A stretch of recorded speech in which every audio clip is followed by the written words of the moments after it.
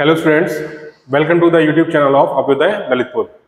तो जैसा कि पिछली क्लास में हमने रोल ऑफ वुमन और वुमन ऑर्गेनाइजेशन का क्या रोल है, महिलाओं की जो है समाज में क्या भूमिका है, भारतीय समाज में महिलाओं की जो संस्थाएं हैं उनका क्या रोल है, क्या उन्होंने मुद्दे उठाए, जेंडर गैप इंडेक्स क्या होती है, वर्ल्ड इकोनॉमिक फोरम की जो रिपोर्ट्स है जेंडर गैप इंडेक्स वो आखिर क्या है, वो रिपोर्ट हम कैसे पढ़ते हैं, ये सब मैंने आपको लास्ट क्लास में बताया था। महिलाओं से जो जुड़े हुए मुद्दे थे वो मैं आपको बताए और लास्ट में दिया था एक आंसर राइटिंग के लिए क्वेश्चन। तो आपने अगर वो क्वेश्चन अटेम्प्ट किया है तो आप इस क्वेश्चन से जो मैंने अभी अभी सॉल्व करा रहा हूं वो आप उससे मैच कर लीजिए और आंसर को क्या कीजिए, इवेल्युएट कीजिए कि आपने कौन कौन से पॉइंट्स लिखे हैं, कौन कौन से पॉइंट्स मिस किए हुए हैं। उसके बाद जो है आज का टॉपिक हमारा है poverty and related issues, means गरीबी और गरीबी से जुड़े हुए मुद्दे।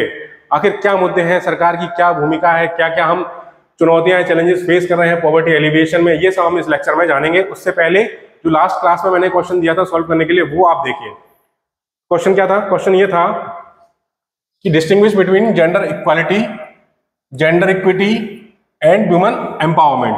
तो क्वेश्चन का पहला पार्ट तो यही हो गया कि जेंडर इक्वालिटी, जेंडर इक्विटी और वुमेन एम्पावरमेंट में क्या डिफरेंसेस हैं। इसके अलावा सेकंड पार्ट क्या है? सेकंड पार्ट है कि why is it important to take gender concerns into account in program design and implementation। Means इसका यह है कि जेंडर कंसर्न्स, जो जेंडर इश्यूज हैं, जेंडर रिलेटेड इश्यूज हैं, उनको पॉलिसी फॉर्मुलेशन में या फंड एलोकेशन में जब हम कोई पॉलिसी फ्रेम करते हैं तो उसमें जेंडर कंसर्न्स को शामिल करना क्यों जरूरी है। ठीक, ये हो गया सेकेंड पार्ट। तो इस क्वेश्चन को हम दो पार्ट में एड्रेस करेंगे। पहला पार्ट क्या है? जेंडर इक्वालिटी, पहला पार्ट है जेंडर इक्वालिटी। इसके अलावा दूसरा जेंडर इक्विटी और तीसरा हो गया वुमेन एम्पावरमेंट। ठीक, तो जेंडर इक्वालिटी की अगर बात करी जाए तो जेंडर इक्वालिटी क्या है? देखिए, जैसे ही नाम से पता चल रहा है जेंडर इक्वालिटी मतलब दो पार्ट है, जेंडर और इक्वालिटी। मीन्स लैंगिक क्या है, समानता होनी चाहिए, वहां पर कोई भी क्या हो, भेदभाव ना हो। Means equal treatment to all. यहां पर क्या हो गया? इक्वल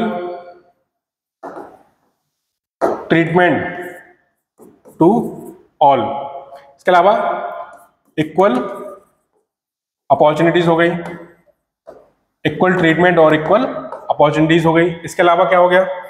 देखिए यहां पर, देखिए यहां पर कोई भी डिस्क्रिमिनेशन नहीं होना चाहिए। यहां पर क्या नहीं होना चाहिए? Absence of discrimination on the ground of gender या फिर सेक्स। ठीक, चाहे वो पुरुष हो, चाहे वो महिला हो, मेल हो, फीमेल हो, मैन हो, वुमन हो, या फिर कोई थर्ड जेंडर हो, ट्रांसजेंडर्स हो, यहां पर जहां उनके साथ कोई भी ऐसा ट्रीटमेंट ना हो जहां पर भेदभाव हो, सभी के साथ इक्वल ट्रीटमेंट होना चाहिए। मींस जो अवसर है वो सभी को क्या हो, समान प्रदान किए जाएं। ठीक, यहां पर समझ में आ रहा है? यहां पर जो है आर्टिकल आपने पढ़ा हो, कॉन्स्टिट्यूशन में प्रोविजंस हैं, आर्टिकल 14, आर्टिकल 15, आर्टिकल 16। आर्टिकल 14, 15, 16 क्या होते हैं? ये क्या कहलाते हैं? राइट टू इक्वालिटी या फिर समानता का अधिकार। आर्टिकल 14 क्या कहलाता है? Protection of, equal protection of law, equal protection of law, सभी के लिए कानून समान है। इसके अलावा क्या हो गया? आर्टिकल 15 क्या हो गया? Prohibition of discrimination, prohibition of discrimination. इसके अलावा आर्टिकल 16 क्या हो गया? Equality of opportunity, equality of opportunity. ठीक, यहां पर ये समझ में आया कि equality of article 14, article 15, article 16 किस तरह से इक्वल ट्रीटमेंट की बात करते हैं। तो यहां पर जेंडर इक्वालिटी का मतलब यही हो गया कि हमें कोई भी भेदभाव नहीं रखना है on the basis of gender. ठीक, ये समझ में आया? इसके अलावा देखो, इसके अलावा है जेंडर इक्विटी। जेंडर इक्विटी का मतलब क्या हो गया? जेंडर इक्विटी का मतलब ये है अगर कोई जेंडर गैप है, अगर कोई हिस्टोरिकल इम्बैलेंस है, कोई गैप रहा है, तो उस गैप को हमें क्या करना है? कवर करना है। उस गैप को कवर करके वहां पर एक लेवल प्लेइंग फील्ड बनानी है। ठीक, एक लेवल प्लेइंग फील्ड बना के हम क्या करेंगे, उनको उस स्तर तक पहुंचाएंगे जहां पर वो अपने आप को क्या कर सकें, डेवलप कर सकें। मींस यहां पर क्या होगा, यहां पर होगा फेयर ट्रीटमेंट। फेयर ट्रीटमेंट, यहां हम किसकी बात कर रहे थे, इक्वल ट्रीटमेंट की, यहां पर किसकी बात कर रहे हैं, फेयर ट्रीटमेंट की। फेयर ट्रीटमेंट क्या होता है, फेयर ट्रीटमेंट वही है कि लोगों को क्या किया जाए, एक ऐसे प्लेटफॉर्म पर लाया जाए जहां पर क्या हो, जहां पर इक्वालिटी आ जाए। ठीक, हम उनको एक ऐसा प्लेटफॉर्म देंगे। यहां पर क्या है, अगर आप इसको एक रेस की भाषा में समझें, दौड़ होती है, दौड़ में एक तो हो गया कि यहां पर सभी के लिए जो रूल्स है वो समान है। मींस ये बंदा यहां से दौड़ेगा, यहां से दौड़ेगा, यहां से दौड़ेगा, इन सब के लिए, तीनों के लिए रूल समान है और इन सब के लिए स्टार्टिंग पॉइंट क्या है, वो भी समान है। अब रेस चाहे जहां भी खत्म हो, उससे हमें लेना देना नहीं है, हमें यहां पर क्या रखनी पड़ेगी, समानता रखनी पड़ेगी। ये क्या हो गई, ये हो गई इक्वालिटी, ये हो गई इक्वालिटी। और इक्विटी में क्या है, इक्विटी में हम चाहते हैं कि सभी जीत जाएं। ठीक, उसके लिए क्या करना होगा, शायद हमें इस व्यक्ति को यहां पर लाके खड़ा करना पड़े, इसको यहां पर खड़ा करना पड़े, इसको जो है यहां पर खड़ा करना पड़े, इसको यहां पर खड़ा करना पड़े। इससे क्या होगा, हम ये चाहते हैं कि सारे के सारे क्या करें, रेस जीत जाएं, ये सारे के सारे रेस क्या करें, जीत जाएं। ये क्या कहलाएगा, ये कहलाएगा इक्विटी। इक्विटी मतलब ये है कि हमारा जो आउटकम है वो क्या रहे, वो समान रहे। मीन जो एंड पॉइंट है वो क्या रहे, वो सभी के लिए समान रहे, तभी जाके हम एक न्याय संगत समाज की स्थापना कर सकते हैं। मींस एक सोशल जस्टिस एस्टेब्लिश उस समाज में कर सकते हैं। इसीलिए जेंडर इक्विटी की बात करी गई। अब जेंडर इक्विटी कैसे लाई जाए, जेंडर इक्विटी लाने के लिए क्या होना चाहिए, affirmative actions. Affirmative actions, affirmative actions क्या कहलाते हैं, अफर्मेटिव एक्शंस या फिर अफर्मेटिव एक्शंस का मतलब हो गया कि सकारात्मक जो कार्य है वो सकारात्मक कार्य। अफर्मेटिव एक्शंस मतलब कि रिजर्वेशन पॉलिसीज हो गई, या फिर यहां पर क्या है, यहां पर जो डिस्क्रिमिनेशन है वो क्या है, अलाउ है। Equal should be treated equally and unequal should be treated unequally. ठीक, यहां पर ये बात समझ में आ रही है। यहां पर डिस्क्रिमिनेशन इस तरह से होगा ताकि अफर्मेटिव एक्शंस लाए जा सके। अफर्मेटिव एक्शंस की बात करें तो वो क्या हो गए, वो हो गए रिजर्वेशन पॉलिसी हो गई, जैसे महिलाओं के लिए रिजर्वेशन पॉलिसी हो गई। रिजर्वेशन पॉलिसी में क्या हो गया, जैसे कि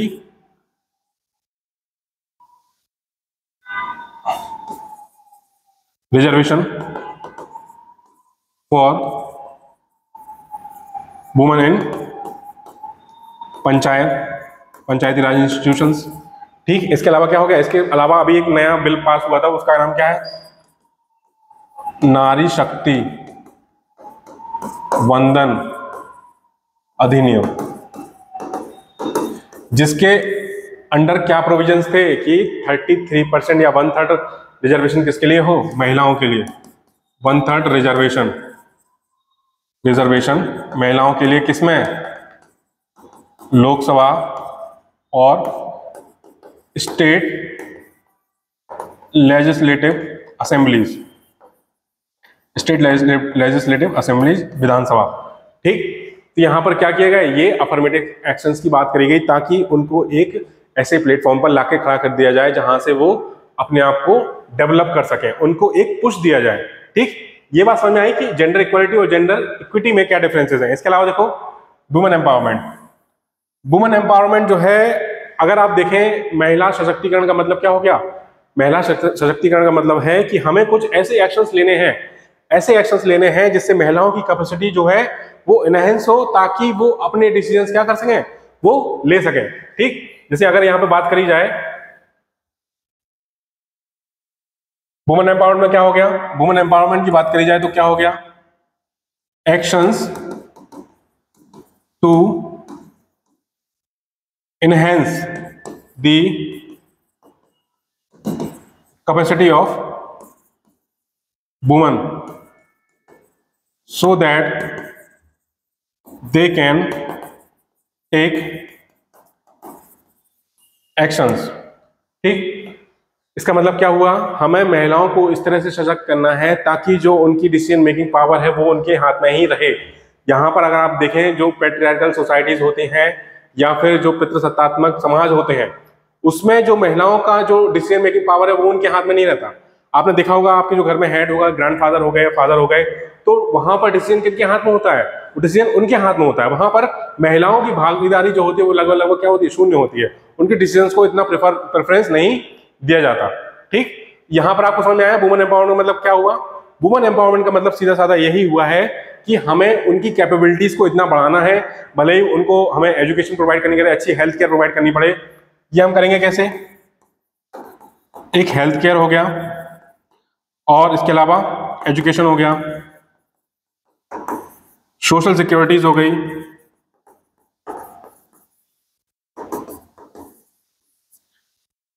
ठीक। तो यहां पर ये है जो इन सब जो पैरामीटर्स हैं, इनसे अगर हम इनको एनहेंस करें वुमेन से रिलेटेड, तो वहां पर क्या होगा? वहां पर जो वुमेन है उनका एम्पावरमेंट होगा, मींस वो अपने डिसीजंस खुद ले सकते हैं। उनको जो है पॉलिटिक्स में अगर उनको टिकट दिया जाए, अगर पॉलिटिक्स में उनको आगे बढ़ाया जाए, तो वो वहां पर अपना डिसीजन जो अपने रिलेटेड जो मुद्दे हैं, वुमेन से रिलेटेड इश्यूज हैं, वो लोकसभा या फिर विधानसभा वहां पे असेंबलीज में अपने से जुड़े हुए रिलेटेड मुद्दे जो है वो वहां पर उठा सकती हैं। ठीक, ये क्या हो गया? वुमेन एम्पावरमेंट हो गया। Means women empowerment, gender equity और जेंडर इक्वालिटी, ये तीनों क्या है? भले ही इनमें डिफरेंसेस हैं, लेकिन ये तीनों के तीनों क्या है? आपस में कनेक्टेड हैं। ठीक, तो आप जो है इनको ध्यान से समझ लीजिए। यहां पर क्या हो गया? इक्वल ट्रीटमेंट हो गया है, फेयर ट्रीटमेंट हो गया, और action to enhance the capacity of women to so that they can take their decisions.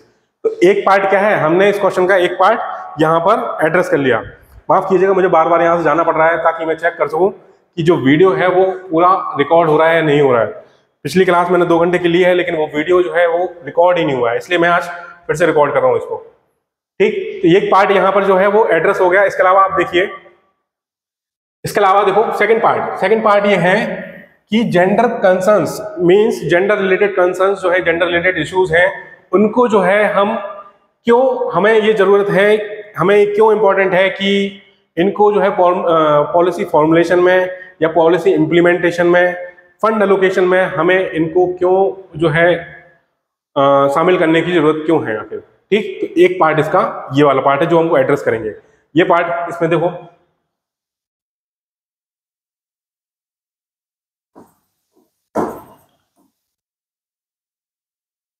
Gender concerns जो है वाई शुड बी इंक्लूडेड। तो जेंडर कंसर्न्स को क्यों शामिल किया जाए, आखिर क्यों जरूरत है जेंडर कंसर्न्स को शामिल करने की?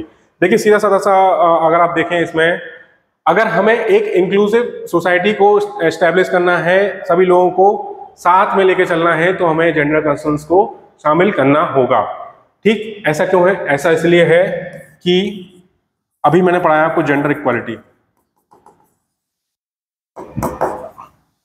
अगर हमारी पॉलिसीज जो है जेंडर इक्वालिटी, जो लैंगिक समानता है, उसको एड्रेस नहीं कर रही है, तो क्या हम जेंडर इक्वालिटी ला सकते हैं? ऐसा पॉसिबल फिर नहीं है, बहुत मुश्किल होगा। ठीक, इसीलिए हम पॉलिसी ऐसे फॉर्मुलेट करते हैं जहां पर कोई भी भेदभाव ना हो, खासतौर से जेंडर रिलेटेड इक्वालिटी। ठीक, जैसे कि आप देखिए, equal pay for equal work, हमें एक ऐसी पॉलिसी बनानी है जहां पर महिलाओं को और पुरुषों को समान वेतन दिया जाए। अगर ऐसी पॉलिसी नहीं होगी तो ये बहुत ही आसान है कि महिलाओं को जो है सैलरी क्या है, बहुत कम मिले। ये मैंने आपको पिछले क्लास में बताया था। एक डाटा के अनुसार क्या था कि अगर 100 रुपए जो है एक व्यक्ति किसी काम के लिए कमा रहा है, तो महिला उसी काम के लिए उसको कितने रुपए मिलते हैं? मात्र 40 रुपए मिलते हैं।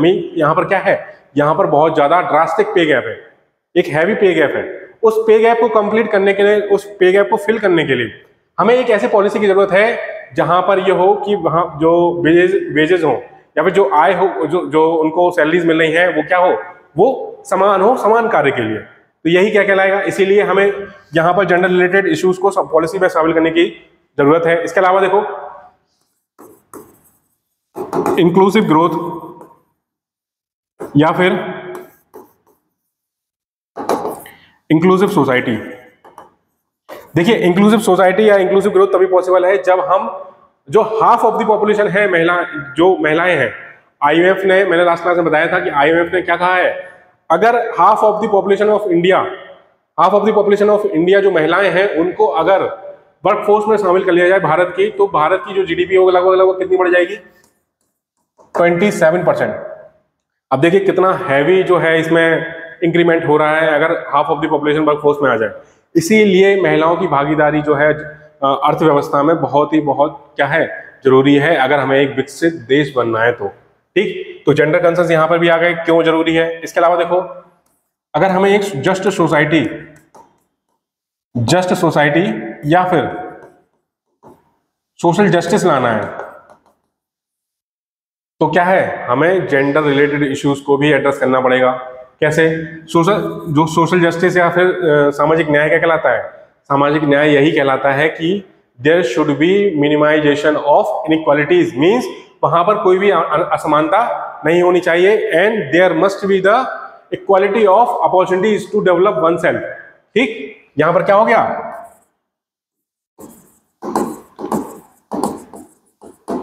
Minimisation of inequalities and providing equal opportunities to all to develop oneself। ठीक, तो ये क्या हो गया? ये हो गया सोशल जस्टिस। अगर हमें समानता लानी है तो हमें क्या करना पड़ेगा? जो भी असमानताएं फैली हुई हैं उनको क्या करना पड़ेगा? कम करना पड़ेगा, तभी जाके हम एक इंक्लूसिव सोसाइटी और एक जस्ट सोसाइटी या फिर न्याय संगत समाज की स्थापना कर सकते हैं। ये कैसे पॉसिबल है? इसके लिए क्या होगा? इसके लिए जेंडर बजटिंग। अब जेंडर बजटिंग क्या होती है? जेंडर बजटिंग जैसे आप समझिए, जेंडर बजटिंग वो है कि जेंडर रिलेटेड जो भी फंड एलोकेशन होगा, या फिर आप इसको ऐसे समझिए,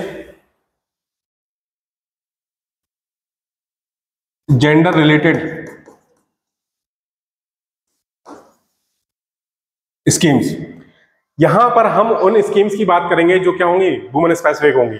मीन जेंडर बजटिंग का मतलब ही यही है कि वो प्रो वुमेन होंगी या फिर प्रो जेंडर होंगी, जहां पर जेंडर इनइक्वालिटी होगी उस गैप को कवर किया जाएगा। और जिसमें गैप ज्यादा है, मीन्स अगर महिलाओं का गैप ज्यादा है तो वहां पर क्या होगा? वुमेन स्पेसिफिक स्कीम्स लाई जाएंगी। यही क्या होगा? पॉलिसी फॉर्मुलेशन में जेंडर इश्यूज को शामिल करना। ठीक, यहां पर क्या हो गई? प्रो वुमेन स्कीम्स हो गई।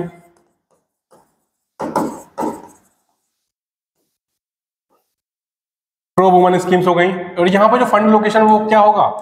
100% फंड एलोकेशन किसके लिए? To women. ठीक, तो जेंडर बस्टिंग अब समझ में आई। अब अगर आप देखो जेंडर बस्टिंग के एग्जांपल देखो, यहां पर स्कीम्स कौन सी होंगी? जैसे बेटी बचाओ, बेटी पढ़ाओ, ठीक, या फिर मातृ वंदना योजना। तो जेंडर बेटी बचाओ बेटी पढ़ाओ स्कीम आपने देखा होगा क्या है? बेटी बचाओ बेटी पढ़ाओ स्कीम जो है वो है एक जेंडर सेंसिटाइजेशन स्कीम। ये क्या है? एक जो बेटी बचाओ बेटी पढ़ाओ स्कीम है वो क्या है? बेटी बचाओ बेटी पढ़ाओ। ये क्या है? एक gender sensitisation gender sensitisation scheme. Means इसका मतलब ये है कि हमें महिलाओं के प्रति जागरूकता समाज में क्या करनी है? फैलानी है। एक अवेयरनेस कैंपेन है ये बेटी बचाओ बेटी पढ़ाओ। इनको कहाँ स्पेसिफिकली कहाँ पर लागू किया गया? जहां पर जो सेक्स रेशियो वो क्या है? डिक्लाइनिंग फेज में है। मीन्स जैसे राजस्थान हो गया या फिर हरियाणा हो गया, यहाँ पर इस स्कीम को इसलिए लाया गया ताकि वहां पर जो सेक्स रेशियो है वो इंप्रूव हो, और जो फीमेल फोर्टिसाइड है मीन्स भ्रूण हत्या, उसको क्या किया जा सके? उसको रोका जा सके, और महिलाओं की शिक्षा में भागीदारी उसमें उसको क्या किया जा सके? बढ़ाया जा सके। ठीक, ये समझ में आया? ये बेटी बचाओ बेटी पढ़ाओ ये कैसे जेंडर बजटिंग हो गई, कैसे जेंडर बजटिंग में स्कीम जो है वो प्रो वुमन होती हैं, उनको कैसे लाया जाता है, और कैसे 100% फंड एलोकेशन जो है वो महिलाओं के लिए किया जाता है ताकि एक जेंडर इक्वल समाज की स्थापना हो सके। तो ये हो गया उस क्वेश्चन का सेकंड पार्ट। तो ये हमने दोनों पार्ट यहां पर क्या कर लिए, एड्रेस कर लिए। इसके अलावा ठीक, तो आप देखो अगर लास्ट में कंक्लूजन लिखना है, कंक्लूजन क्या होगा, gender integration is important for the inclusive growth और फॉर द विकसित भारत ऑफ 2047।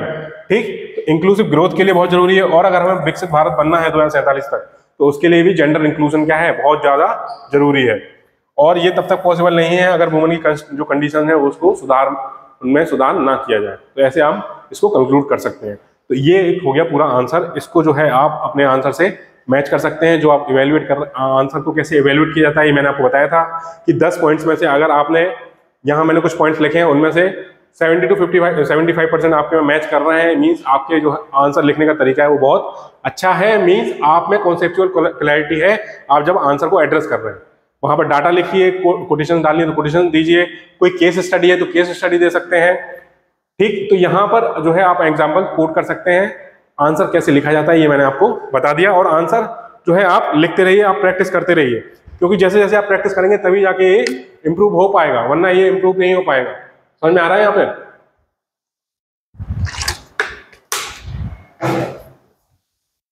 ठीक, तो ये वाला पार्ट जो है इतना एड्रेस हो गया। इसके बाद जो है हम चलते हैं अपने टॉपिक पे, जो आज का टॉपिक है। आज का जो हमारा टॉपिक है वो है poverty. Poverty and related issues means गरीबी और गरीबी से जुड़े हुए मुद्दे आखिर क्या हैं।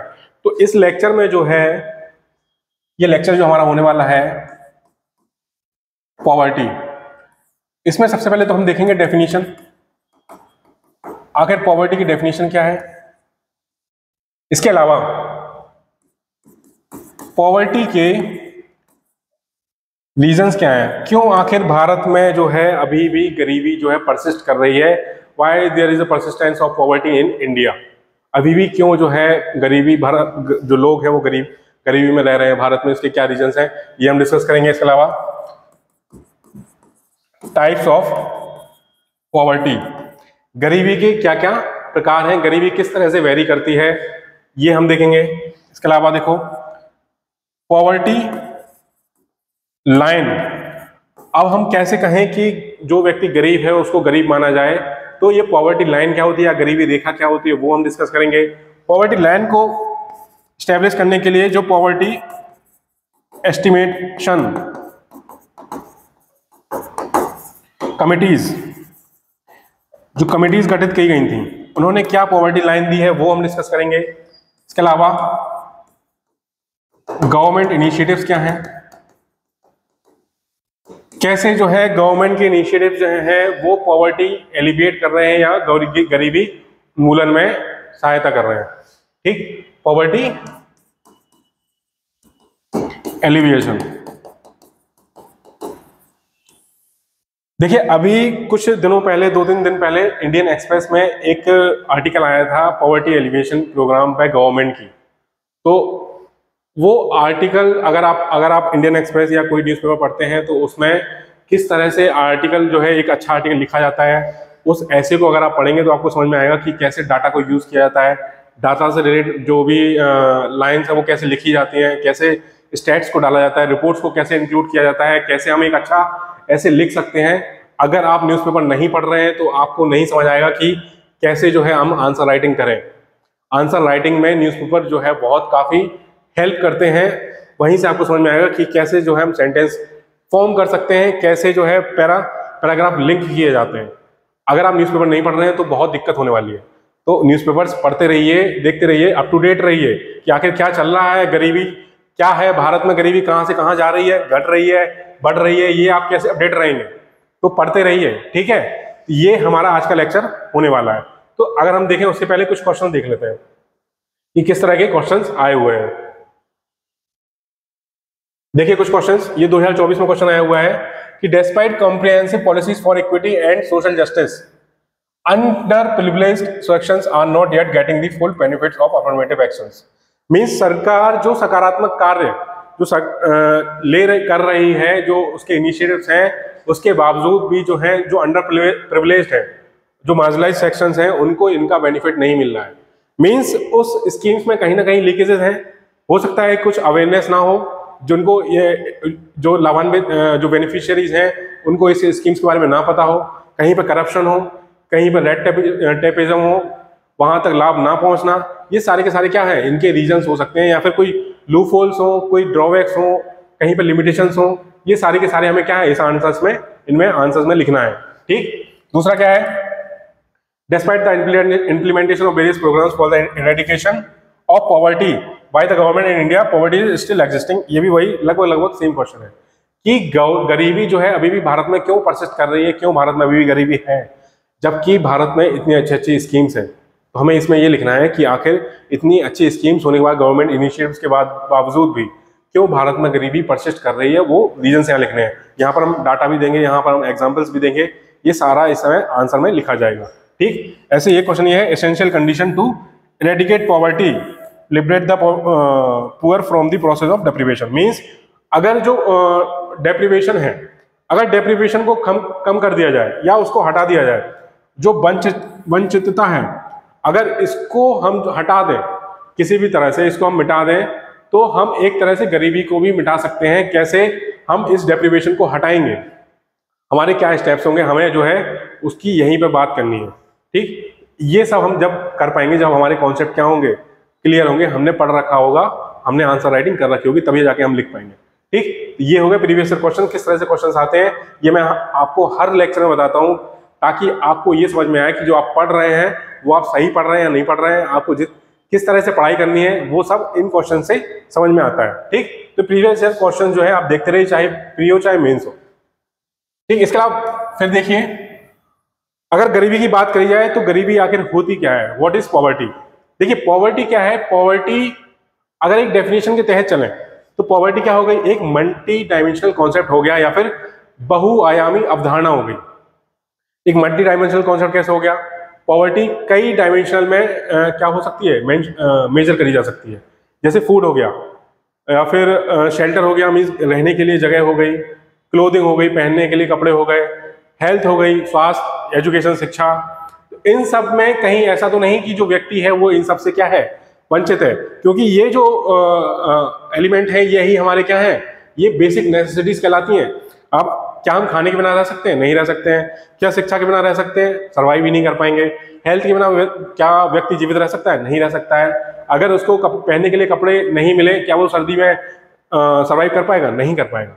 ठीक, तो ये हमारी क्या है, बेसिक नेसेसिटीज है। मीन्स पॉवर्टी क्या हो गया, मल्टी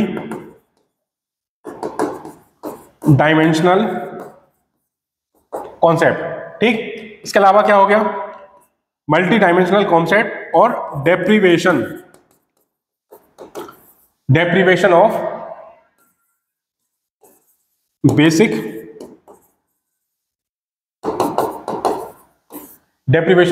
नेसेसिटीज। मींस इसका मतलब यह है, जो मैंने आपको अभी बताया कि बेसिक नेसेसिटीज क्या हो गई, एक हो गया, सॉरी स्टार्टिंग से, फूड, क्लोथ या शेल्टर, रहने के लिए घर, हेल्थ और एजुकेशन। इसके अलावा भी और है, तो ये क्या हो गई, ये हो गए मल्टी डायमेंशन।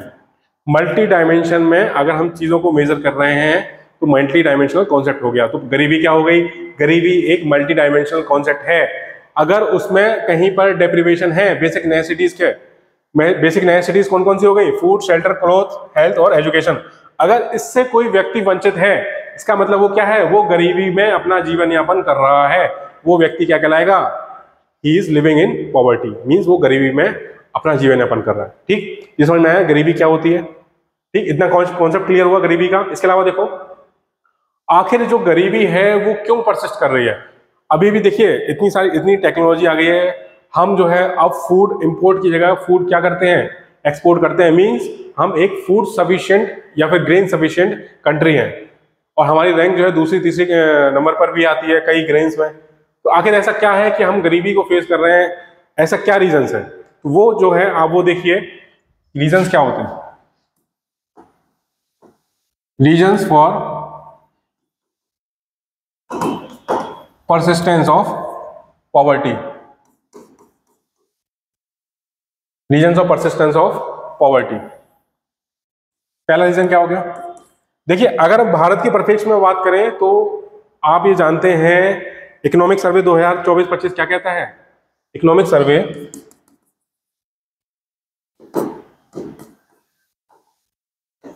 2024-25 क्या कहता है? 2024-25 क्या कहता है कि एग्रीकल्चर पे जो डिपेंडेंट लोग हैं वो कितने हैं? लगभग 45 to 50%, 46 to 50%। मीन्स हमारे देश की आधी आबादी किस पर डिपेंड करती है? एग्रीकल्चर या कृषि पर निर्भर करती है। ठीक, ये लोग कहाँ रहते हैं? रूरल एरियाज में। जो अधिकतर किसान हैं, भारत की अधिकतर जो आबादी वो कहाँ रहती है? गाँव में बसती है। ठीक, और एग्रीकल्चर पर ही डिपेंडेंट है।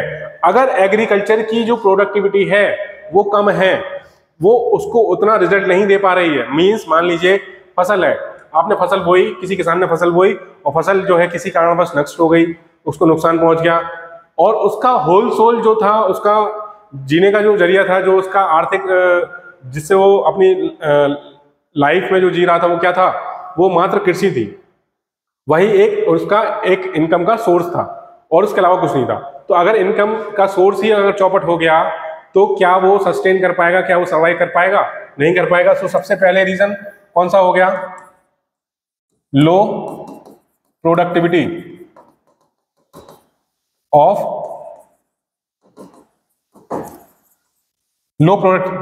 Of agriculture. Low productivity of agriculture का मतलब है ये है कि जो फसल हम बो रहे हैं उतनी उत्पादकता हमको नहीं मिल रही है। ठीक, अगर आप देखेंगे लो प्रोडक्टिविटी ऑफ एग्रीकल्चर, इसके कितने भयावह इंपैक्ट हैं। पहला तो ये हो गया, पहला क्या हो गया? डेथ क्राइसिस या फिर कर्ज में फंसे रहना। अगर कोई व्यक्ति है, कोई किसान है, उसके पास नेक्स्ट जो सीजन आने वाला है उसमें फसल बोने के लिए पैसे नहीं है, तो वो क्या करेगा? वो लोन लेगा। अब लोन दो तरीके से ले सकता है, या तो इंस्टीट्यूशनल हो, मींस बैंकिंग, या बैंक से लोन उठा रखा हो, या फिर इनफॉर्मल। इनफॉर्मल क्या होगा? कोई जो है गांव के किसी व्यक्ति से उसने लोन ले लिया, वो क्या होगा? हायर रेट्स पे होगा, हायर इंटरेस्ट रेट होगा।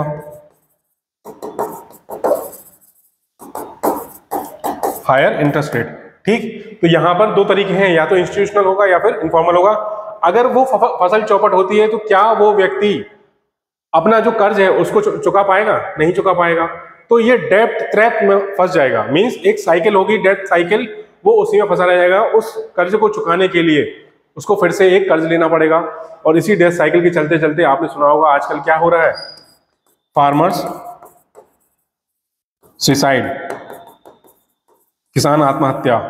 ठीक, इसीलिए तो किसान आत्महत्या कर रहे हैं कि जो कर्ज में डूबा है जो किसान है उस पर और कर्ज क्या है? वो चढ़ता जा रहा है। मींस वो एक ऐसे साइकिल या दुष्चक्र में फंसा हुआ है जिससे वो बाहर निकलने में असमर्थ है। ठीक, यहाँ आपको समझ में आ रहा है डेथ क्राइसिस, फार्मर सुसाइड, कैसे जो है यहाँ से पॉवर्टी आती है, कैसे यहाँ पर गरीबी में किसान रह रहा है। Death crisis. ठीक, तो पहला रीजन क्या हो गया? लो प्रोडक्टिविटी इन एग्रीकल्चर। दूसरा क्या हो गया? दूसरा है अनएम्प्लॉयमेंट। अनएम्प्लॉयमेंट। अब देखिए यहां पर अनएम्प्लॉयमेंट या फिर हम बात करें अंडर एम्प्लॉयमेंट की।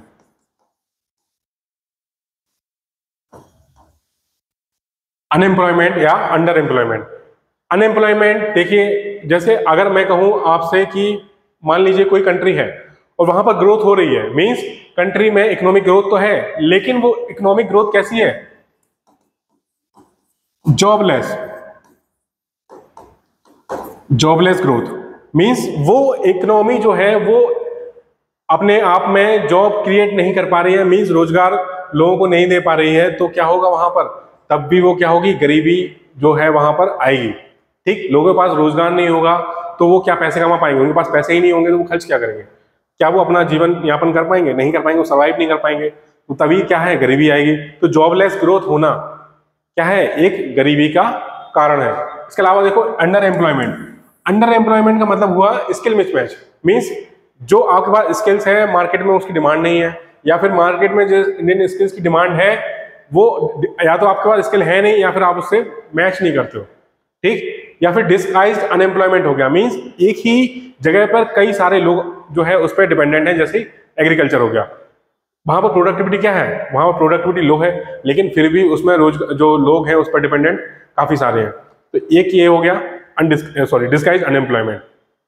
एक रीजन क्या हो गया, अनएम्प्लॉयमेंट हो गया, और एक हो गया अंडर एम्प्लॉयमेंट। इसके अलावा क्या हो गया, इसके अलावा देखो इनइक्वालिटी। इनइक्वालिटी इनइक्वालिटी असमानता में मैंने आपको बताया था, अगर इनइक्वालिटी में ऑक्सफैम की रिपोर्ट देखी जाए तो ऑक्सफैम की रिपोर्ट भारत के बारे में क्या कहती है, टॉप 1% जो रिचेस, जो अमीर हैं, वो लगभग कितना असेट जो है अक्वायर करते हैं, वेल्थ अक्वायर करते हैं, 40%। आप समझ सकते हैं कि जो मात्र 1% जो जनसंख्या है भारत की, जो टॉप रिचेस है, वो भारत की टोटल वेल्थ का 40% अक्वायर करते हैं, और लास्ट का जो बॉटम 50% लोग हैं वो मात्र 3% वेल्थ अक्वायर करते हैं। तो ये देख रहे हैं कितना ड्रास्टिक यहाँ पर गैप है, कितना ह्यूज गैप है। यहाँ पर ये गैप जो है आप देख सकते हैं, इनइक्वालिटी का यहाँ पर कितना बड़ा गैप है। ये भी एक पॉवर्टी का क्या है, रीजन है। मींस यहाँ पर वेल्थ क्या है, कॉन्सेंट्रेट हो रही है। मींस कुछ लोग जो है वो अमीर हैं तो अमीर ही हो रहे हैं, कुछ लोग गरीब हैं तो वो और क्या होते जा रहे हैं, गरीब होते जा रहे हैं। किसी की वजह से, वेल्थ अक्वायर की वजह से, कॉन्सेंट्रेशन ऑफ वेल्थ की वजह से। फिर क्या हो गया, रूरल एरियाज। हमारे जो रूरल एरियाज हैं, क्या उनमें इंफ्रास्ट्रक्चर डेवलपमेंट है? इतना तो नहीं है। क्या वहां पर रोजगार जो है, वहां पर साधन है? वहां पर नहीं है। रोजगार का एकमात्र साधन क्या है, किसानी या फिर कृषि है, एग्रीकल्चर। इसके अलावा तो कोई और रोजगार का साधन है नहीं, क्योंकि वहां पर फैक्ट्रीज या इंडस्ट्रीज नहीं है। तो वो मूव कहाँ करते हैं, अर्बन एरियाज की तरफ। और शहरी जो इलाके हैं, जो शहरीकरण है, उसमें अपनी अलग दिक्कतें हैं गरीबों से रिलेटेड, जो मैं आपको आगे बताऊंगा टाइप्स ऑफ पॉवर्टी में। तो एक रीजन क्या हो गया, रूरल और अर्बन एरियाज। रूरल एरियाज में इंफ्रास्ट्रक्चर, जो बुनियादी ढांचा है, उसकी कमी। इसके अलावा चौथा रीजन क्या हो गया, ये हो गया तीसरा। चौथा क्या हो गया, चौथा हो गया कैलेमिटीज या फिर नेचुरल डिजास्टर, जैसे कि क्या हो गया, सूखा, ड्रॉट या फिर फ्लड्स। कोई एरिया अगर ऐसा है जहां पर ड्रॉट्स आते हैं, जहां पर फ्लड्स आते हैं, तो वहां पर क्या उसका जो बिजनेस है या फिर जो उसकी रोजी रोटी है वो सर्वाइव कर पाएगी?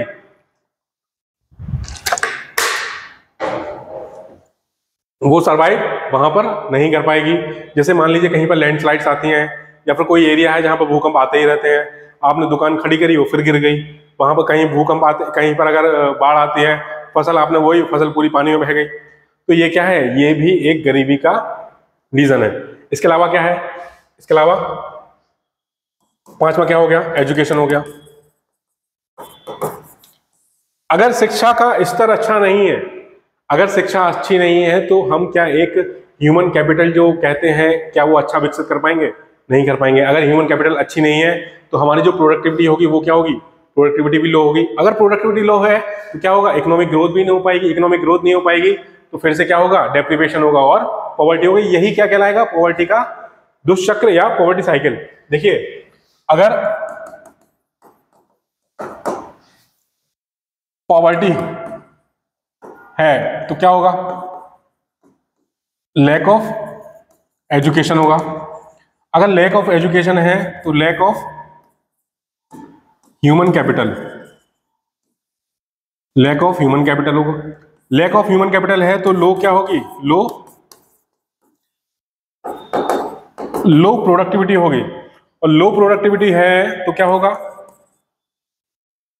Lower standard of, sorry poor standard of living. इसके अलावा अगर पुअर स्टैंडर्ड ऑफ लिविंग है तो इकोनॉमिक ग्रोथ भी क्या होगी, वो भी अच्छी नहीं होगी। इकोनॉमिक ग्रोथ, अगर इकोनॉमिक ग्रोथ अच्छी नहीं है तो फिर से क्या है, वही गरीबी में ढकेल दिया जाएगा। ठीक, ये क्या हो गया, गरीबी का दुष्चक्र। इसको आप अपने नोट्स में बना सकते हैं, क्योंकि ये आप अपने आंसर राइटिंग में यूज कर सकते हैं। ठीक, तो आपको समझ में आया कैसे गरीबी का एक दुष्चक्र है। अगर कोई उसमें फंसा हुआ है तो कैसे फंसता चला जाता है, कैसे उसकी आगे आने वाली पीढ़ी या जनरेशन है वो भी गरीबी का दुष्चक्र झेलते हैं। तो ये सारे के सारे क्या हो गए, गरीबी के, पॉवर्टी के रीजंस हो गए, क्यों आखिर गरीबी अभी भी है। एजुकेशन एंड स्किल डेफिसिट हो गया। इसके अलावा health and nutrition deficiency means अगर कोई व्यक्ति का देखिए जैसे आउट ऑफ पॉकेट एक्सपेंडिचर, मैं अगर आपसे कहूं कि इकोनॉमिक सर्वे क्या कहता है, इकोनॉमिक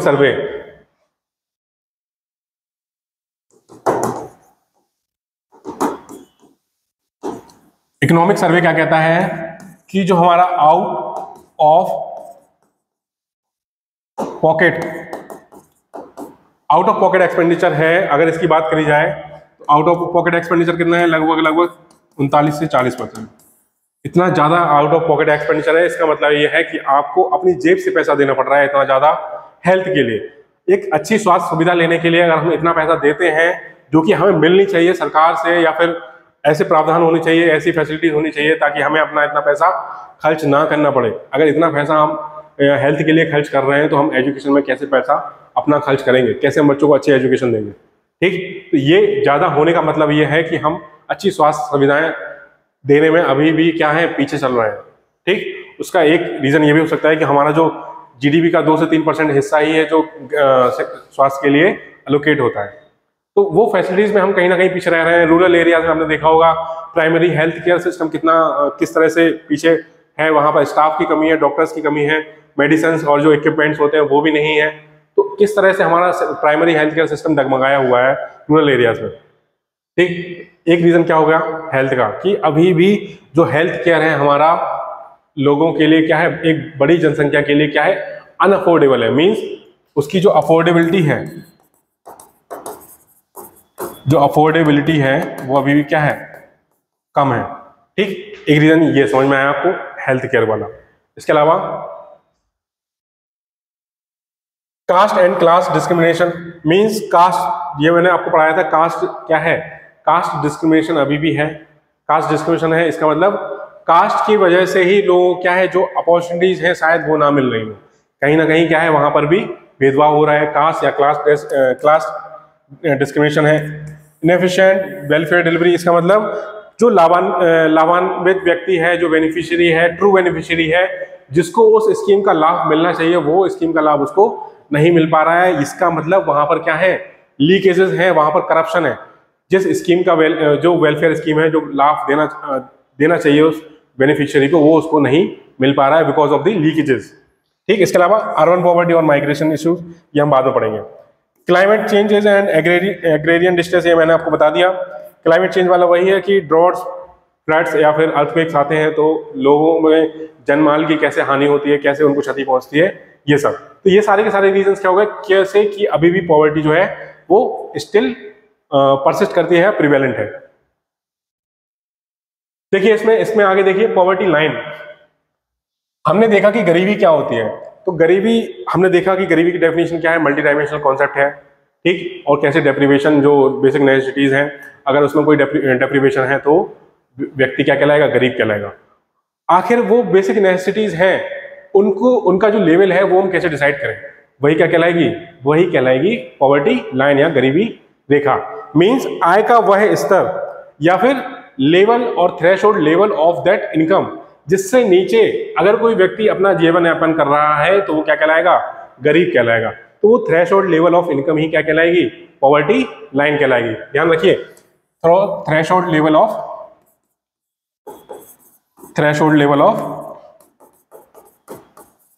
इनकम या फिर आय का वह सीमा का स्तर, जो व्यक्ति जिसके उसके नीचे अगर अपना जीवन यापन कर रहा है तो वो क्या कहलाएगा, गरीब कहलाएगा। तो यही क्या कहलाएगी, गरीबी रेखा कहलाएगी। देखिए वर्ल्ड बैंक ने एक गरीबी रेखा दी है, एक पर्टिकुलर गरीबी रेखा दी है वर्ल्ड बैंक ने, जो कितनी है, $2.15 पर पर्सन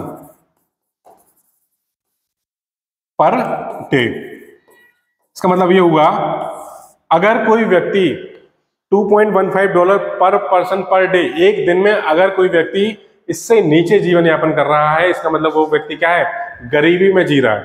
ठीक, उसकी जो व्यक्ति है वो गरीबी में जी रहा है। इसका मतलब ये क्या है, अगर इसको रुपए में कन्वर्ट करें तो लगभग कितना होगा, 183 रुपीज। अगर आज के पैसे में आप रुपए में कन्वर्ट करें, जो 87-89 रुपीज जो डॉलर चल रहा है उसके हिसाब से। ठीक, तो लगभग कितना हो गया, 180 से 185 रुपए। मीन्स अगर कोई व्यक्ति 180-185 रुपए से नीचे एक दिन में अपना जीवन यापन कर रहा है, इससे नीचे, तो वो क्या कहलाएगा? वो व्यक्ति गरीब कहलाएगा। ये वर्ल्ड बैंक की डेफिनेशन है। तो ये होगी पॉवर्टी लाइन, आपको आप समझ में आ गई होगी। देखिए poverty estimation means poverty line हमने एक देख ली वर्ल्ड बैंक की। अब भारत में जो गरीबी है,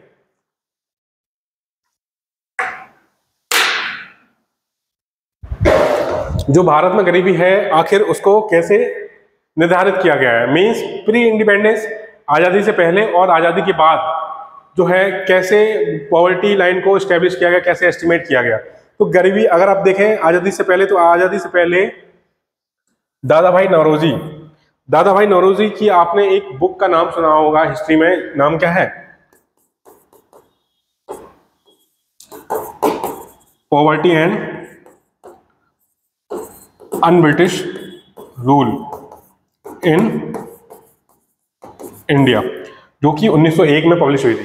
तो poverty and un-British rule of India, rule in India में क्या दादा भाई नौरोजी ने क्या किया है? एक पॉवर्टी एस्टिमेशन दिया है। मीन इसके नीचे अगर कोई व्यक्ति जीवन यापन करता है तो वो गरीब कहलाएगा। वो पॉवर्टी एस्टिमेशन कितना था? 16 से 35 रुपए। देखिए उस जमाने का ये पर ईयर का डाटा है।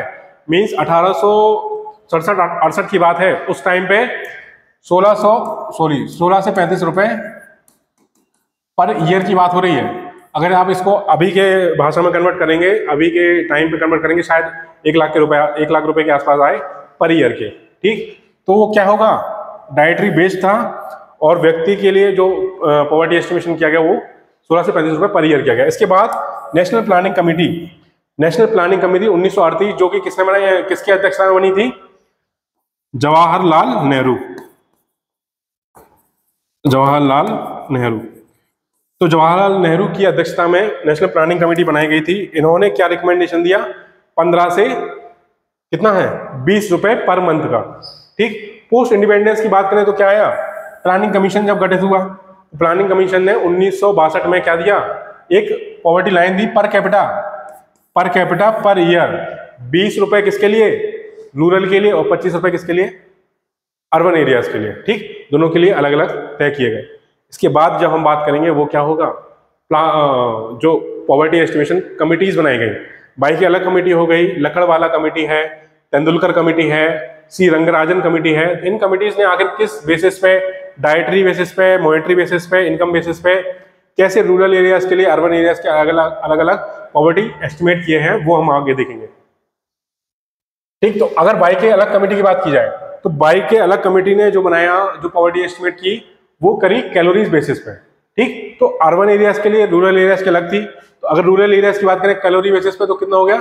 2400 कैलोरी। और अगर अर्बन एरियाज की बात करें तो कितना हो गया? 2100 कैलोरी। और अगर इसी को हम मॉनेटरी टर्म्स में देखें तो मॉनेटरी टर्म्स में इनकम बेसिस पे कितना हो गया? 49 रुपए और 56 रुपए, 49 रुपीज और 56 रुपीज पर मंथ। तो यहाँ पर पॉवर्टी एस्टिमेशन कितना हो गया पर मंथ का? 49 रुपीज पर मंथ और 56 रुपीज पर मंथ, जो कि कैलोरी बेस्ड था। ठीक, लकड़वाला कमेटी की अगर बात करी जाए तो यहाँ पर भी क्या था? कैलोरी नॉर्म्स थे यहाँ पर भी। यहाँ पर आप देखिए दो टर्म आपको देखेंगे, एक था CPI AL और CPI IW। देखिए दोनों टर्म्स को समझिए, CPI AL और CPI IW।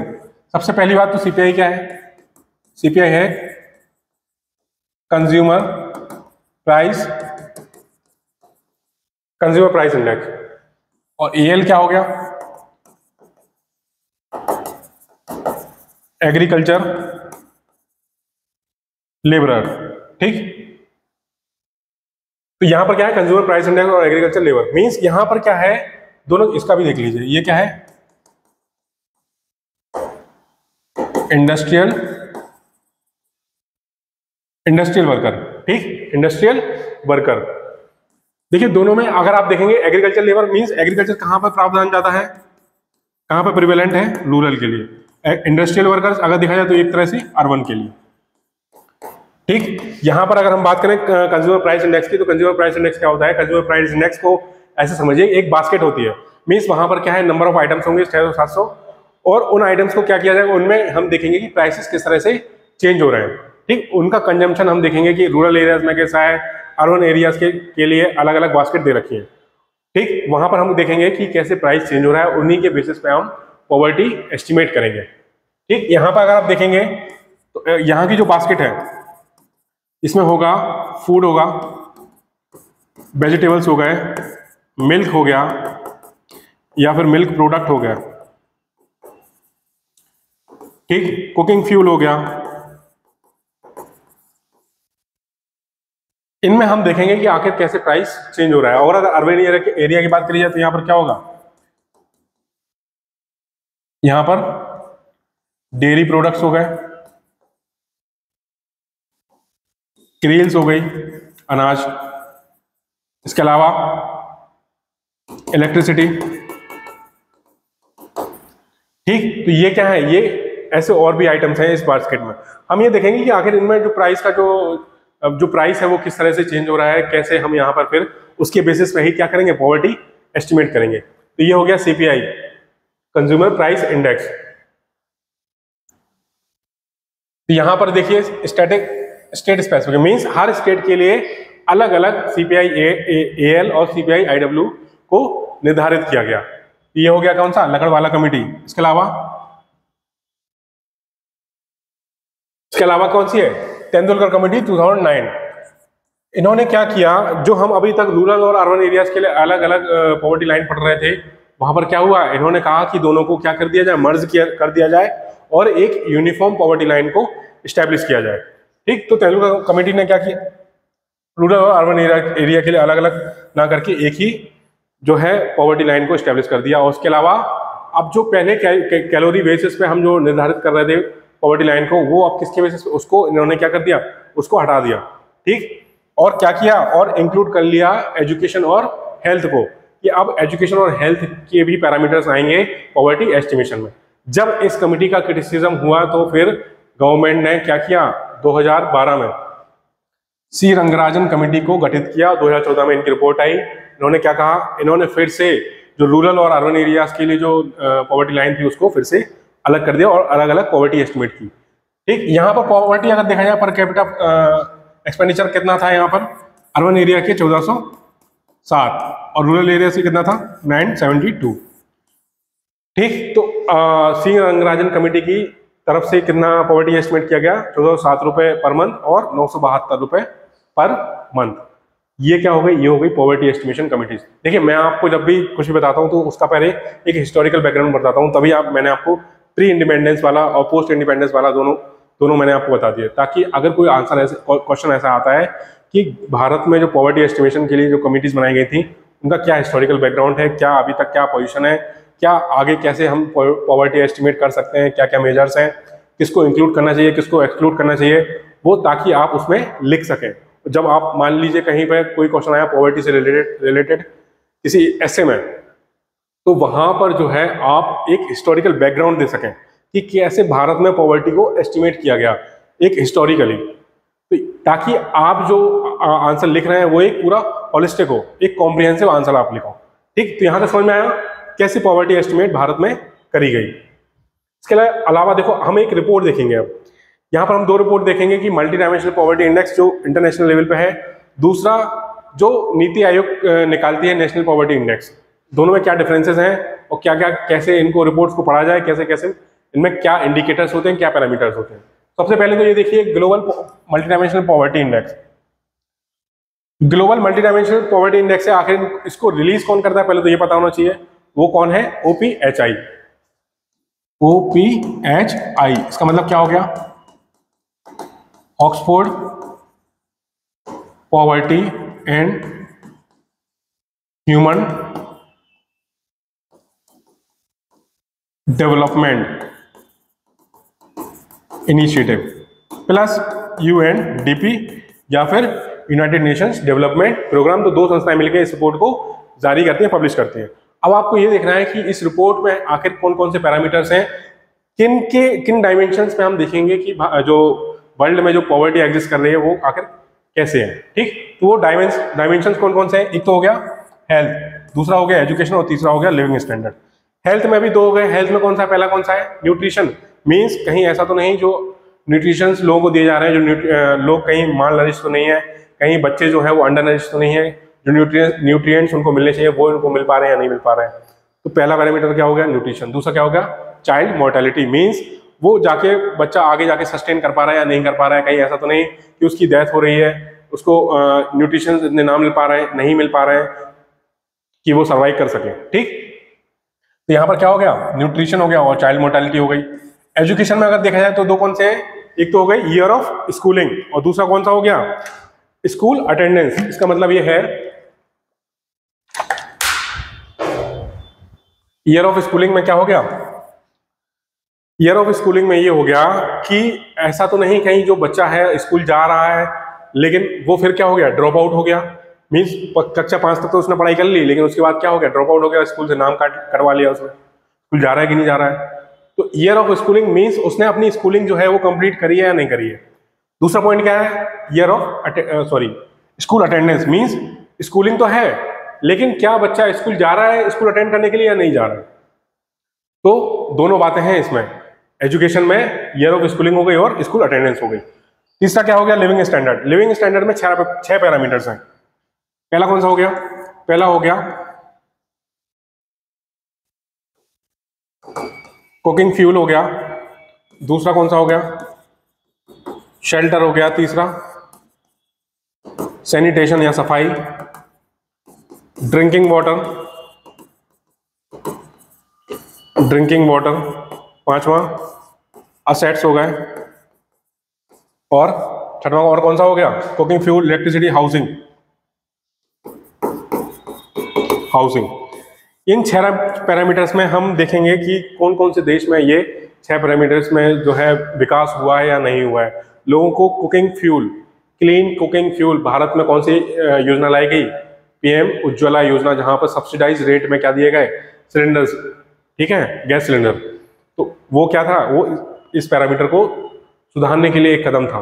Drinking water facilities हो गई, जल जीवन मिशन हो गया, टैप्ड वाटर सप्लाई हो गई, इसके अलावा सैनिटेशन हो गया, स्वच्छ भारत मिशन भारत में चलाया गया, हाउसिंग फैसिलिटीज हो गई, पीएम आवास योजना हो गई, उसको लाया गया।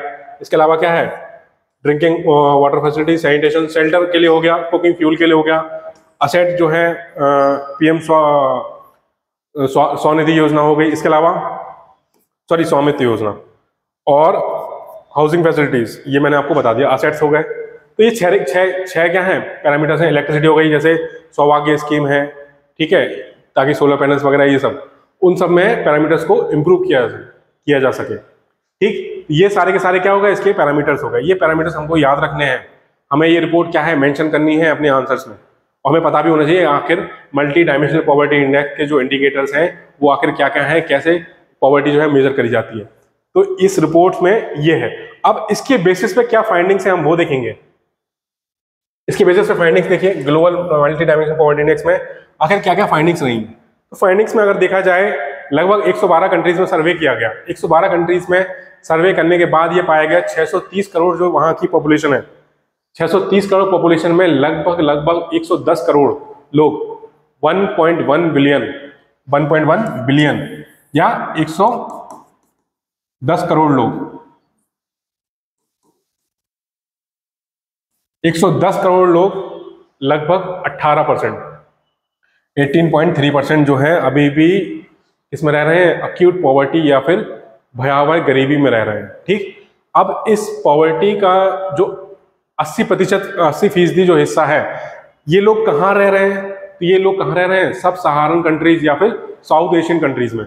अगर आप मैप देखेंगे तो ये क्या हो गया, ये अफ्रीका हो गया और ये भारत, ठीक है, यहाँ पर साउथ एशियन कंट्रीज। ये क्या हो गई, ये हो गई south Asian countries, south Asian countries. और सब सहारन कंट्रीज कौन सी हो गई, नीचे वाली। ये ऊपर वाला क्या है, नॉर्थ सहारन कंट्रीज, नॉर्थ सहारन कंट्रीज, और नीचे वाली क्या है, सब सहारन कंट्रीज, जिसमें रवांडा, युगांडा ये सब आते हैं, सूडान, साउथ सूडान हो गया आपका। ठीक, ये सारी कंट्रीज इसमें आती हैं। ठीक, यहाँ समझ में आया कि तो भारत जो 18% जो जनता है पूरे वर्ल्ड की, वो क्या है, अभी भी भयावह गरीबी में रह रही है। उस गरीब लोग रह रहे हैं उसमें से 80% गरीबी कहाँ पर है, सब सहारन कंट्रीज और साउथ एशियन कंट्रीज में है। ठीक, उसमें भी अगर देखा जाए जो लगभग 40% गरीब हैं वो कहाँ रह रहे हैं, जहां पर वॉर वाली, कॉन्फ्लिक्ट वाली सिचुएशन अभी चल रही है, जहां पर युद्ध छिड़े हुए हैं, जहां पर सिविल वॉर चल रहा है, सिविल वॉर हो गया, या फिर जहां पर अभी वॉर चल रहा है जैसे फलस्तीन हो गया, लेबनान हो गया, सीरिया हो गया, ठीक, यमन हो गया। ये क्या है, ये सारी की सारी कंट्रीज क्या कर रही हैं, गरीबी को अभी भी झेल रही हैं। यहाँ पर ऐसे हालात हो गए हैं ताकि वहाँ पर लोग जो महिलाएं हैं, जो बच्चे हैं, सबसे ज़्यादा जो सफ़र करते हैं वो कौन है, वो वहाँ के बच्चे हैं और महिलाएं हैं। गरीबी में अगर देखा जाए इस रिपोर्ट के अनुसार तो लोगों में सबसे ज़्यादा जो गरीब है वो कौन है, वो बच्चे ही हैं। समझ में आ रहा है? ठीक है, तो कैसे वॉर रिलेटेड, जो वॉर कॉन्फ्लिक्ट कंट्रीज हैं, जहाँ पर वॉर चल रहा है, वॉर टाउन कंट्रीज हैं, या फिर कहीं पर कोल्ड वॉर, सिविल वॉर चल रहा है, वहाँ पर कैसे ये इम्पैक्ट डालती हैं लोगों पर, ठीक, कैसे ये गरीबी लाती हैं। तो ये इस रिपोर्ट की फाइंडिंग्स हो गई। अब इंडिया से रिलेटेड क्या फाइंडिंग्स हैं? इंडिया से रिलेटेड अगर फाइंडिंग्स देखी जाए तो भारत क्या है, highest number of people means 234, 234 million, कितना हो गया, 23.4 करोड़। भारत में 23.4 करोड़, 140-150 करोड़ भारतीयों में से 23.4 करोड़ भारतीय हैं, वो क्या हैं, गरीबी रेखा से नीचे, मीन्स गरीबी में अपना जीवन यापन कर रहे हैं। तो अगर टॉप 4 कंट्रीज की बात करी जाए तो कौन सी हो गई, इंडिया हो गई, पाकिस्तान है, फिर इथोपिया और नाइजीरिया, ठीक। ये सबसे गरीब देश है। हमारे देश में अभी भी गरीबी, आप सोच सकते हैं कि हम टॉप में आ रहे हैं, क्यों आ रहे हैं, एक तो हमारे यहाँ पॉपुलेशन ज़्यादा है, दूसरा एग्रीकल्चर, लोग एग्रीकल्चर पर 50% आबादी एग्रीकल्चर पर डिपेंड करती है। इंफ्रास्ट्रक्चर में अगर देखा जाए तो इंडस्ट्रीज रूरल एरियाज में इतनी नहीं है जितनी होनी चाहिए, ठीक। तो हम अभी भी वहाँ पर क्या है, जूझ रहे हैं। तो इस डाटा को याद रखिए, 23.4 करोड़, लगभग 16.4% जो भारतीय हैं वो अभी भी क्या है, गरीबी में अपना जीवन यापन कर रहे हैं। ये रिपोर्ट समझ में आई, global multi dimensional poverty index. इसके अलावा हम देखेंगे कि जो नीति आयोग की मल्टी डायमेंशनल पॉवर्टी इंडेक्स, ये आखिर क्या कहती है। देखिए, नीति आयोग की मल्टी डायमेंशनल पॉवर्टी इंडेक्स और global multi dimensional poverty index जो थी, थोड़ा अंतर है। अंतर यह है कि यहाँ पर हेल्थ में एक तो मैटरनिटी हेल्थ को शामिल कर लिया गया, और दूसरा अगर देखेंगे तो स्टैंडर्ड ऑफ लिविंग में एक बैंकिंग अकाउंट को, बैंक अकाउंट को इसलिए इंक्लूड किया गया ताकि यहाँ पर क्या हम चेक कर सकें कि लोगों का फाइनेंशियल इंक्लूजन हो रहा है या नहीं हो रहा है, ठीक। तो इस रिपोर्ट के हिसाब से अगर आप देखें, इसने दो डाटा को कंपेयर किया है। पहला है national family health survey 4, phase 4 और फेज 5, 2015 से 2016 और 2019 से 2021। अगर आप दोनों में देखें तो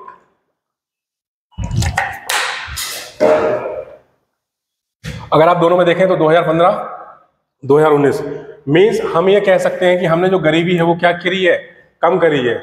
24%, 24.85% से 14.96, लगभग कितना हो गया, 15%, मीन्स 25% से 15%, 10 परसेंटेज पॉइंट हम जो है गरीबी को कम कर ले गए 4 से 5 साल में, ठीक। ये क्या है, ये बहुत ही अच्छा आंकड़ा है, ठीक। 2015 से 2016 से 2019 और 2021।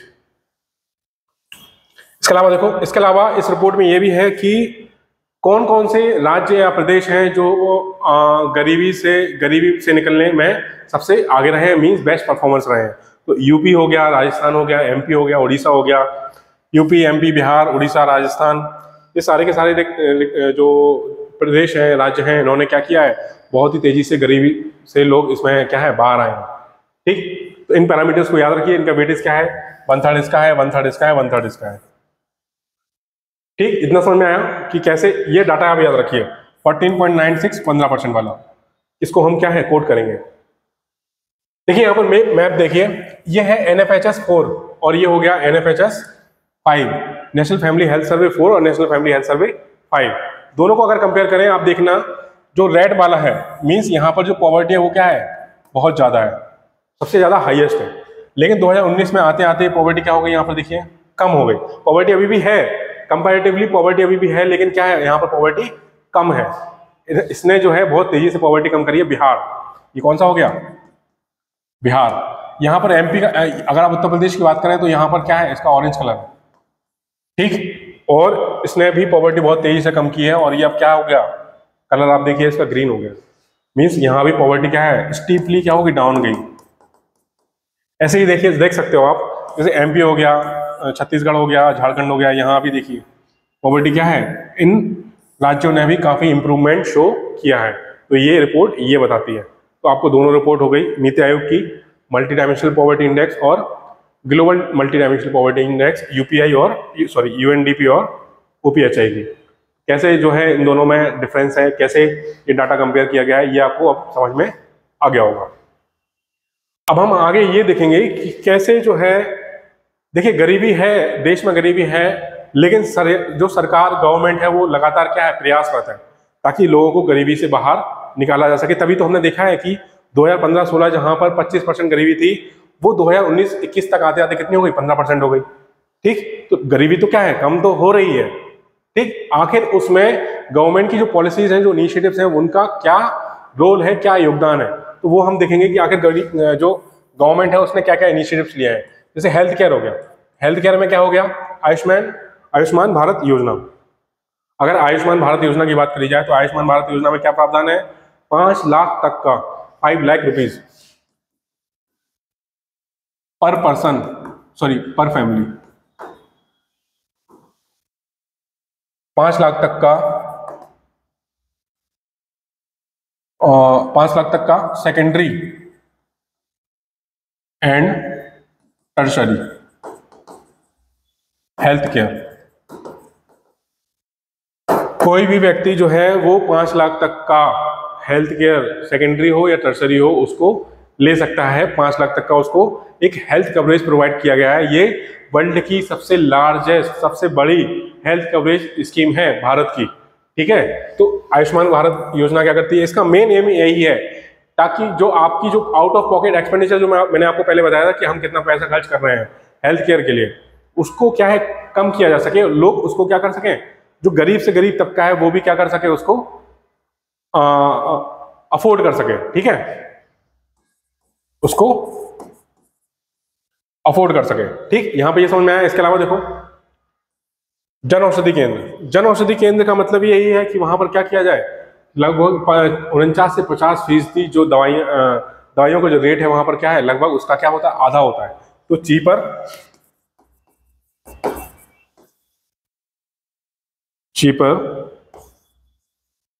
जेनरिक मेडिसिन लोगों को प्रोवाइड करे जाए और लोगों की जो जेब पे जो ये हेल्थ केयर भारी पड़ रहा है उसको कम किया जाए। इसके अलावा कौन सा है, प्रधानमंत्री मातृ वंदना योजना। यहां पर क्या है, ये एक कैश कंपेंसेशन स्कीम है। मींस जो भी वेज लॉस हुआ है पोस्ट प्रेगनेंसी और पोस्ट प्री प्रेगनेंसी, तो महिलाओं को क्या है, एक कैश असिस्टेंस दिया जाए। कुछ क्राइटेरिया है उनके, किन किन को, जो कौन कौन इसका बेनिफिशियरी होगा। ठीक, तो यहाँ पर जो है प्रधानमंत्री मातृ वंदना योजना में ये प्रावधान किए गए हैं। इसके अलावा देखो, इसके अलावा अगर देखा जाए सोशल सिक्योरिटी की बात की जाए तो नेशनल फूड सिक्योरिटी एक्ट में क्या कहा गया, नेशनल फूड सिक्योरिटी एक्ट 2013 में क्या प्रावधान किए गए, सब्सिडाइज्ड फूड लोगों को प्रोवाइड किया जाए। आपने देखा होगा राशन की जो शॉप्स होती हैं, यहां पर सब्सिडाइज रेट पर क्या मिलते हैं, अनाज, गेहूं, चावल वगैरह यहां पर प्रोवाइड होता है, जिसके लिए क्या किया गया, TPDS या फिर targeted public delivery system, targeted public delivery system, इसको लाया गया।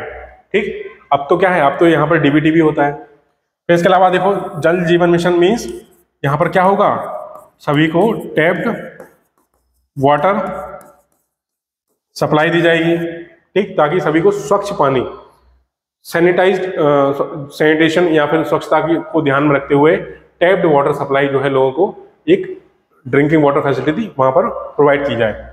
इसके अलावा रहने के लिए घर, PM आवास योजना हो गई, रूरल हो या अर्बन हो, housing for all by 2022, housing for all by 2022 PM Awas Yojana. ठीक। इसके अलावा पीएम उज्ज्वला योजना, ये मैंने अभी आपको बताया, पीएम उज्ज्वला योजना में क्या है, सब्सिडाइज रेट पर गैस सिलेंडर प्रोवाइड कराना। ठीक, यहां पर क्या है, सब्सिडाइज्ड गैस सिलेंडर लोगों को प्रोवाइड किए जाए ताकि जो है महिलाओं की हेल्थ में इंप्रूवमेंट लाया जाए, उनको फायरवुड्स जो होते हैं, जो लकड़ियां जो चूल्हे पर काम करती हैं, उनको वो ना किया जाए, ताकि उनकी जो हेल्थ है वो इंप्रूव की जाए, उनको कोई नुकसान ना पहुंचे। ठीक, अगर हम फाइनेंशियल इंक्लूजन की बात करें तो क्या हुआ, पीएम जनधन योजना जो लॉन्च करी गई, उसमें लोगों को बैंक अकाउंट जो है उनको प्रोवाइड करे गए, उनके बैंक अकाउंट खोले गए ताकि वो फाइनेंशियल सिस्टम में आ सके, उनको फॉर्मलाइज किया जा सके, इंस्टीट्यूशनाइज किया जा सके, लोगों को वो बैंकिंग फैसिलिटीज का फायदा उठाएं। ठीक है, लोन्स लें अगर उनको लोन्स की जरूरत है। बैंकिंग फैसिलिटीज में क्या होता है, जब फॉर्मलाइज होता है चीजें तो आप पर इतना प्रेशर नहीं होता है, रिकॉर्ड भी होता है, समझ में आ रहा है। इसीलिए यहाँ पर बैंकिंग फैसिलिटीज, यहाँ पर फाइनेंशियल इंक्लूजन की बात करी गई। ठीक, इसका अगर देखा जाए एम्प्लॉयमेंट जनरेशन, रोजगार कैसे जनरेट किया जाए, तो लोगों में अगर स्किल डेवलप कर दी जाए तो या तो वो सेल्फ एम्प्लॉयड हो जाएंगे या फिर मार्केट में जो डिमांड है उसको वो फुलफिल कर पाएंगे। जैसे कि स्किल इंडिया मिशन हो गया, ठीक, कौन सा है, स्किल इंडिया मिशन हो गया, या फिर पीएम कौशल विकास योजना हो गई, दीनदयाल अंत्योदय योजना या फिर DNRLM, दीनदयाल अंत्योदय योजना, नेशनल रूरल या नेशनल अर्बन लाइवलीहुड मिशन। इसके तहत क्या हो गया, स्किल ट्रेनिंग हो गई ताकि वो क्या हो, सेल्फ एम्प्लॉयड हो, और मार्केट में जो डिमांड है जिस स्किल्स की उसको क्या है वो फुलफिल कर सके। तो ये सारे के सारे क्या हो गई, गवर्नमेंट की स्कीम्स हो गई जो कि पॉवर्टी एलिवेशन में बहुत ज्यादा हेल्पफुल है। आपने अभी देखा होगा ये कैसे एविडेंट है, अगर देखा जाए तो नीति आयोग की मल्टी डायमेंशनल पॉवर्टी इंडेक्स में कैसे हम 25% से 15% पे गरीबी जो हेड काउंट रेशियो है उसको लेके आए हैं। ठीक, लास्ट में देखिए कोटेशंस, इनको आपने देखा होगा, नेल्सन मंडेला।